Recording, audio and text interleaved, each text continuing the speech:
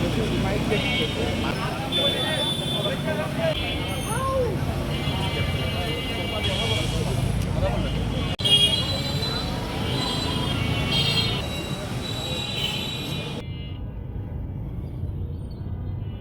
Generation Z যখন জুলাই বিপ্লবের ডাক দেয় তখন প্রশাসনের সর্বস্তর এই বিপ্লবটাকে থামানোর জন্য গণহত্যার আয়োজন করে।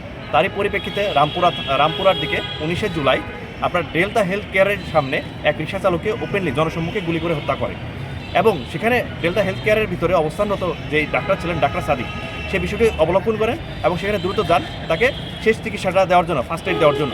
কিন্তু সেখানে যখন তিনি যায় তখন প্রশাসন তাকে বাধাগ্রস্ত করে এবং উল্টো ডাক্তার সাদিকে গুলি করা হয়। কিন্তু ভাগ্যের জোরে ডাক্তার সাদি বেঁচে যায়।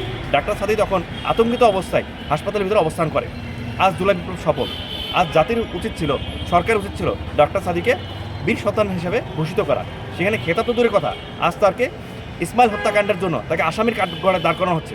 রাজশাহী মেডিকেল কলেজে অধ্যয়নরত প্রথম বর্ষ থেকে পঞ্চম বর্ষ পর্যন্ত সকল শিক্ষার্থী, ইন্টার্ন সমাজসহ সকল চিকিৎসক মহল এর তীব্র নিন্দা জ্ঞাপন করে এবং আজকে কর্মসূচি দিচ্ছি, আমরা আজকে মানববন্ধন দিচ্ছি এবং আজকে মানববন্ধন দেওয়ার পর 24 ঘন্টার ভিতরে যদি ডাক্তার সাদি সহ আরও 4 জনের যদি বেকসুর খালাস না দেওয়া হয় তাহলে আমরা কঠোরতর কর্মসূচি ঘোষণা করব।